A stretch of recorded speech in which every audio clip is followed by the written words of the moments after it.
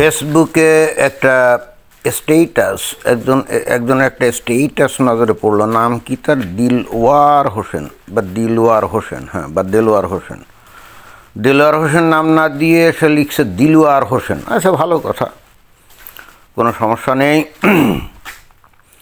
তো এখন এই ব্যক্তি লিখছে যে দুনিয়ার 4টা গুরুত্বপূর্ণ স্ট্র্যাটেজিক চেক পয়েন্ট, চোখ পয়েন্ট লিখলো, কোনো চেক পয়েন্ট, শ্বাসনালী, আচ্ছা চোখ পয়েন্ট, আচ্ছা শ্বাসনালী, বলতে গেলে মুসলমানদের নিয়ন্ত্রণে।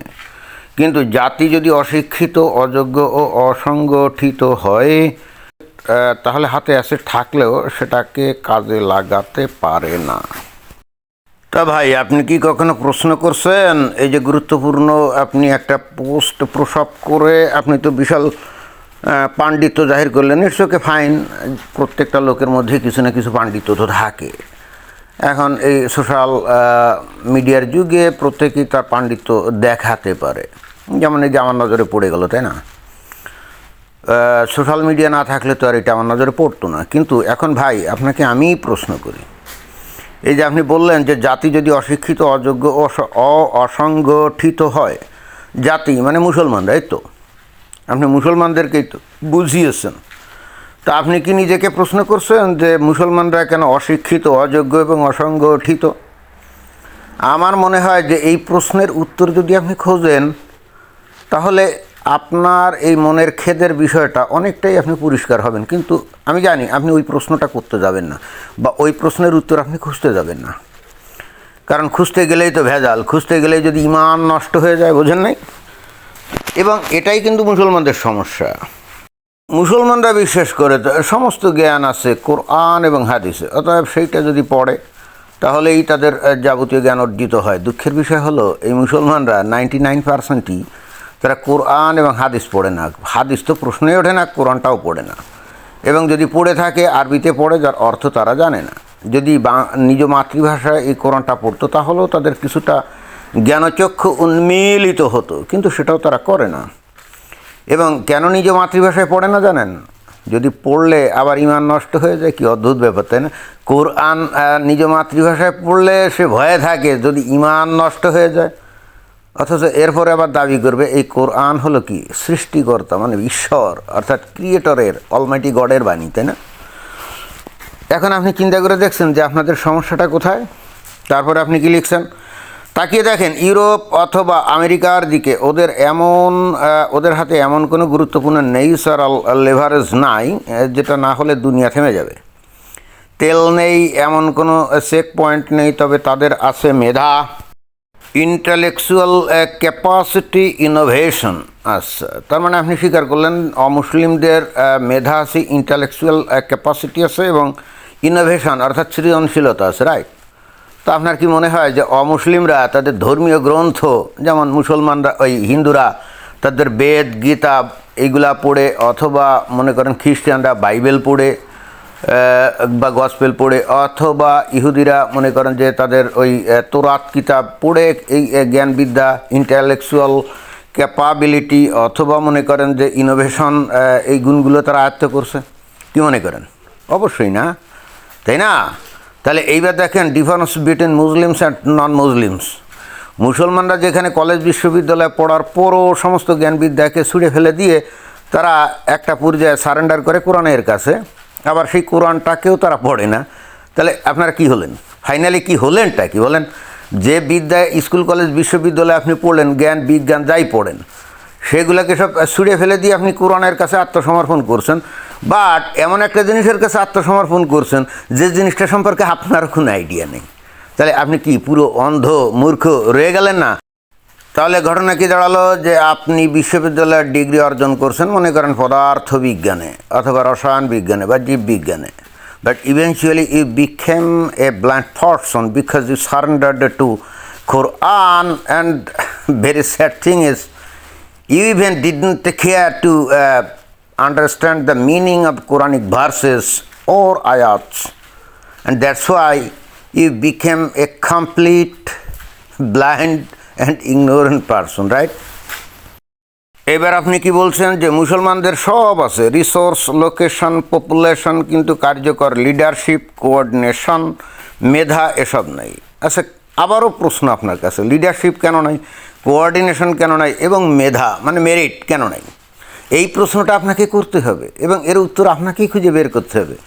আমি যদি এখন এইগুলোকে বলি যে এইটার কারণ কি কী কারণে ঘটনা এরকম, কোঅর্ডিনেশন নেই, মেধা নেই, ইন্টালেকচুয়াল ক্যাপাসিটি নাই, ইনোভেটিভ কোনো কোয়ালিটি নেই, হোয়াই? আমি যদি বলি আপনার পছন্দ হবে না, আমি জানি। And that's why I am not gonna explain everything here. You yourself should find out the real problems, why Muslims lack all of those qualities.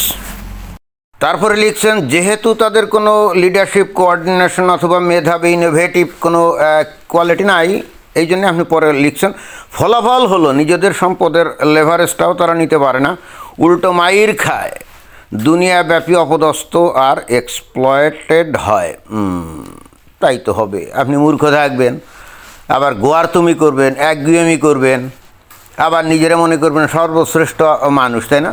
আপনার ধর্ম আপনাকে সেটাই তো শিখায় যে মুসলমানরা হলো সর্বশ্রেষ্ঠ মানুষ আর অমুসলিমরা হলো একেবারে নিকৃষ্ট প্রাণীর চাইতে অধম। ওই যে সূরা আল বাইনার 6 নম্বর আয়াত, সেখানে পরিষ্কার করে বলা আছে যে অমুসলিমরা হলো নিকৃষ্ট প্রাণীর চাইতে অধম। দেখেন, আপনি নিজেই স্বীকার করলেন যে মুসলমানরা হলো মানে মূর্খ, ব্লাইন্ড, তাদের কোনো জ্ঞানগম্যি নাই, তাদের মধ্যে কোনো মেরিট নাই, তাদের মধ্যে কোনো মেধা নাই। এইগুলো স্বীকার করে আবার দৃঢ়ভাবে বিশ্বাস করেন মুসলমানরা হলো সর্বশ্রেষ্ঠ মানুষ, রাইট? কি ভয়ঙ্কর কন্ট্রোভার্সিয়াল চিন্তাভাবনা আপনাদের মাথার মধ্যে, আপনারা খেয়াল করছেন তো? যাই হোক, তারপরে কি বলছেন? তারপরে বলছেন যে এমনকি ভারত, ইসরায়েলের মতো আগাছা তারাও মুসলিম মারে। এই যে আপনার মনের আসল মানে বিষয়টা প্রকাশ পেল।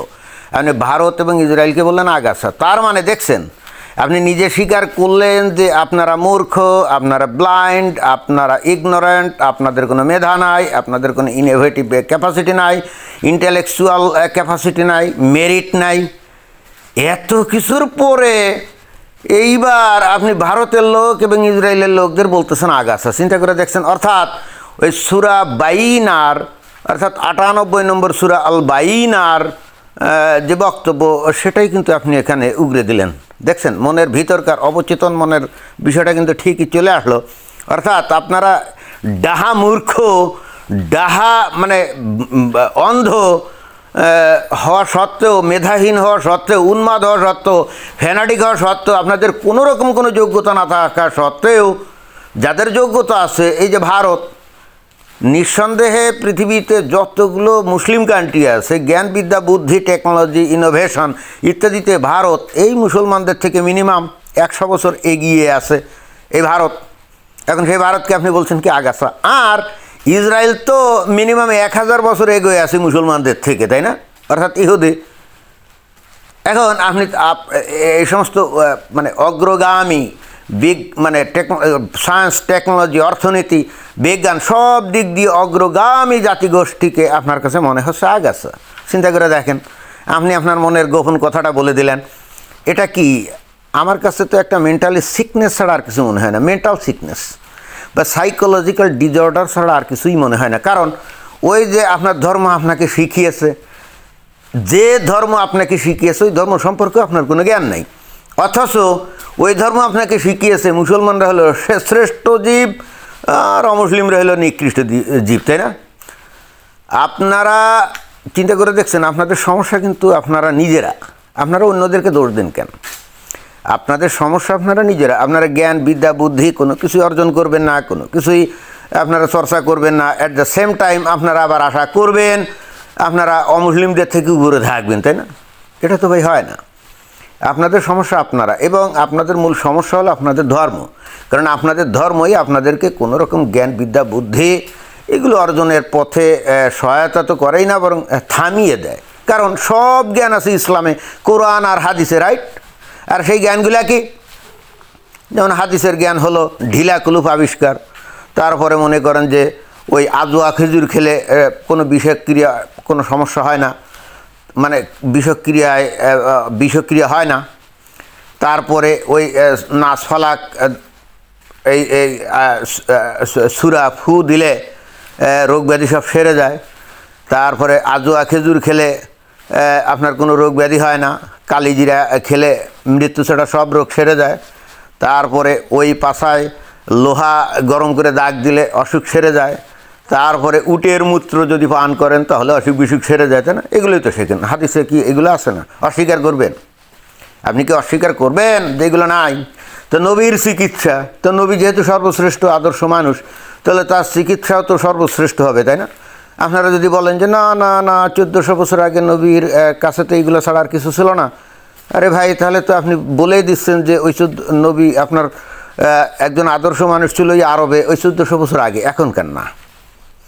আপনারা না বলেন নবী আল্লাহর নির্দেশ ছাড়া কোনো কিছু করতেন না বা বলতেন না, তাহলে আল্লাহর জ্ঞান তো আমরা নবীর কাছ থেকেই পাই, যেটা নাকি এতক্ষণ বললাম, তাই না? অর্থাৎ চিকিৎসা বিজ্ঞান, তাহলে এইগুলোই আল্লাহর চিকিৎসা বিজ্ঞান। তো তাই যদি হয় তাহলে এইটা চিরকাল কিয়ামত পর্যন্ত এটাই সেরা চিকিৎসা। ইহুদি নাসারা কাফেররা যে চিকিৎসা আবিষ্কার করছে এটা তো কোনোভাবেই সেরা হতে পারে না। আল্লাহ চিকিৎসার কাছে কি এগুলো সেরা হয় বলেন? এখন এসে প্যাচ শুরু করবেন, না না না প্রেক্ষাপট দেখতে হবে, আগের হাদিস পড়তে হবে, পরের হাদিস পড়তে হবে, মূল আরবি পড়তে হবে না। ফাজলামির আর জায়গা পান না। আপনাদের সমস্যা আপনারা নিজেরা তো বটেই, অ্যাট দ্য সেম টাইম আপনার ধর্ম। আপনার এই ইসলাম যে সমস্ত দেশে ঢুকছে, প্রত্যেকটা দেশ তাদের অতীত ঐতিহ্য হারিয়ে, অতীত গৌরব হারিয়ে সব ধূলিসাৎ হয়ে গেছে। এই যে আজকে ইরানিরা মার খাচ্ছে, তাই না? অথচ এই ইরানিরা যখন পার্সিয়ান ছিল, এরা তো এতদিন ইরানি নামই ছিল না, এদের এখানে যখন ইসলাম প্রবেশ করে না তখন এরা ছিল পার্সিয়ান। এবং সেই পার্সিয়ান সভ্যতা ছিল পৃথিবীতে বিস্ময়কর একটা সভ্যতা। জ্ঞান বিদ্যা বুদ্ধি সাহিত্য জ্যোতিষবিদ্যা কত কিছুতে তারা অ্যাডভান্স ছিল, তাই না? যেই ইসলাম ওখানে প্রবেশ করছে সব শেষ, সব শেষ। এখন এসে বলবেন কেন ওই যে বাগদাদে এই যে আব্বাসীয় খিলাফত ছিল তখন তো অনেক মুসলমান জ্ঞানী গুণী, তারা তো অনেক কিছু অ্যাডভান্স দেখাইছিল, অ্যাডভান্সমেন্ট দেখাইছিল, তাই না? বলবেন না? আল রাজি, তারপর আবু রুশদ, তারপর ইবনে সিনা, এদের কথা বলবেন না? ভাই এরা কেউ কোরআন হাদিস চর্চা করে কোনো কিছু আবিষ্কার করে নাই, ক্লিয়ার, বা কোনো দার্শনিক তথ্য প্রসব করে নাই। এরা সব হলো ওই প্রাচীন গ্রিক দার্শনিকদের, যেমন প্লেটো, অ্যারিস্টটল, তারপরে এই ডেমোক্রিটাস, এদের যত জ্ঞানবিদ্যা এইগুলা এনে এরা এই বাগদাদে এইগুলা আরবিতে তারা অনুবাদ করে তারপরে তার ভিত্তিতেই তারা এইগুলো আবিষ্কার করেছিল। এর পিছনে ইসলামের কোনো অবদান নাই। এবং এইগুলো যখন তারা আবিষ্কার করছিল, একটা পর্যায়ে তারা দেখলো যে ইসলাম ধর্মটা তো একটা কমপ্লিটলি মানে কি বলা যায়, মানে অযৌক্তিক একটা ধর্ম, যে কারণে এরা কিন্তু ইসলামের প্রতি তাদের সন্দেহ অবিশ্বাস শুরু করে। এবং এই জন্যে ওই যাদের কথা বললাম, ইবনে সিনা, আবু রুশদ, আল রাজি, প্রত্যেককেই সেই সময় নাস্তিক হিসাবে ট্যাগ দিয়ে তাদেরকে তাদের বিরুদ্ধে হুলিয়া জারি হয়। এবং ইমাম গাজ্জালি তো এই সময়ে এসে আবার নতুন করে ইসলামের পুনর্জাগরণ ঘটায়। এবং যখনই পুনর্জাগরণ ঘটায় তখন আব্বাসীয় খিলাফতের সেই গৌরবোজ্জ্বল সেই জ্ঞানগম্যী চর্চা এগুলো সব বন্ধ হয়ে যায়। মুসলমানরা ঘনঘোর অন্ধকারে ঢুকে পড়ে এবং পরবর্তীতে এই ইহুদি নাসারা খ্রিস্টান এরাই কিন্তু ওই ইউরোপে পুনর্জাগরণ যেটাকে বলা হয়, যেটাকে নাকি রেনেসাঁস বলা হয়, এরাই কিন্তু তখন এই জ্ঞানগম্যী প্রাচীন গ্রিসের এই জ্ঞানগম্যী এবং আব্বাসীয় খিলাফতের ওই জ্ঞানীগুণীদের জ্ঞানগম্যী চর্চা করে তারা কিন্তু রেনেসাঁস ঘটায়। এবং যে কারণে জ্ঞান বিদ্যার কেন্দ্রবিন্দু হয়ে দাঁড়ায় এই ইউরোপ। আস্তে আস্তে তারা ধর্ম থেকে বিচ্যুত হয়ে যায়, বলে যে ধর্ম যার যার ব্যক্তিগত ব্যাপার, এগুলো রাষ্ট্রীয়ভাবে এগুলোকে পরিপোষণ করা যাবে না। And that's why Europe became the centre of all kinds of knowledge and technology, right? এখন এইগুলো বলে তো আপনাদের কাছে কোনো লাভ নেই। আপনাদের কাছে বিরক্তিকর মনে হলো যে কথাগুলো বললাম, ধরে কী বলে না বলে, ফালতু কথা বলে। যাই হোক, ফালতু কথা হোক আর যাই হোক, আমি সত্য কথা বলা লোক, আমি রিয়ালিটি বলা লোক, আমি ইতিহাস বলা লোক, আমি ফ্যাকচুয়াল ঘটনা বলা লোক, কিছুই করার নাই। দেখেন আমার এই ভিডিও আপনার নজরে পড়ে কিনা, কিছু বোঝেন কিনা। আপনাদের ধ্বংসের মূল কারণ আপনারা নিজেরা এবং আপনাদের ধর্ম, এটাই হলো আমার সারমর্ম। বোঝা গেছে? ধন্যবাদ।